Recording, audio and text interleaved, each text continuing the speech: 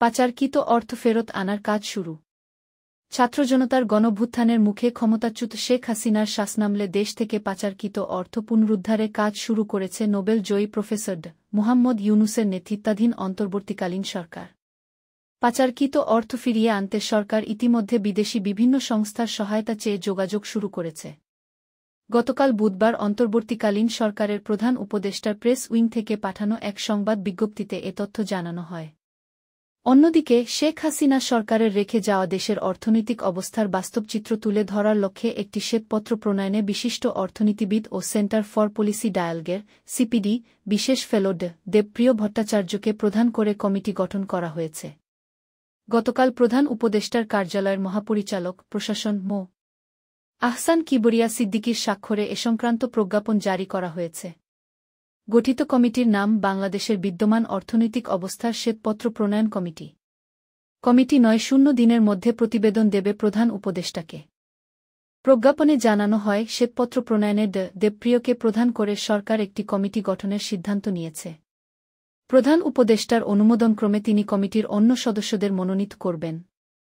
পরে গণমাধ্যমকে কমিটির অন্য সদস্যদের নামের তালিকা জানানো হয় প্রধান উপদেষ্টার প্রেস উইং থেকে। শ্বেতপত্র প্রণয়ন কমিটির সদস্যের নাম।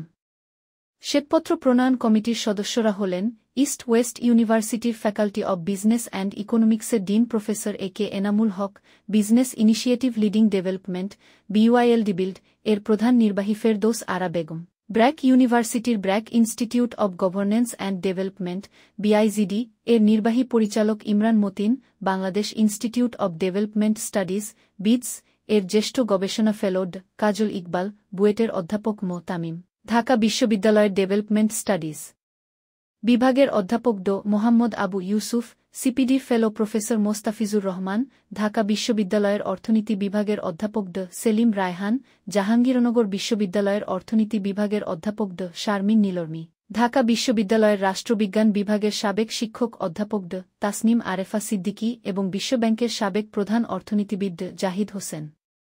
কে কত টাকা ঋণ আত্মসাৎ করেছে হিসাব হচ্ছে। পাচারকৃত অর্থ পুনরুদ্ধার এবং ব্যাংক থেকে ঋণ নিয়ে আত্মসাতের বিষয়ে প্রধান উপদেষ্টার প্রেস উইং থেকে পাঠানো সংবাদ বিজ্ঞপ্তিতে জানানো হয়, শেখ হাসিনা সরকারের শাসনামলে কতিপয় অসাধু ব্যবসায়ী ও প্রভাবশালী ব্যক্তিরা নামে বেনামে কত টাকা ঋণ আত্মসাৎ করেছে সেটির হিসাব করা হচ্ছে।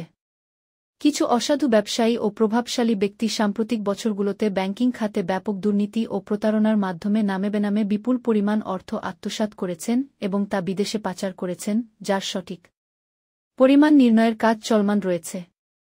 এই আত্মসাৎকৃত অর্থের পরিমাণ লক্ষাধিক কোটি টাকার উপরে মর্মে ধারণা করা যায় বলে বিজ্ঞপ্তিতে উল্লেখ করা হয়।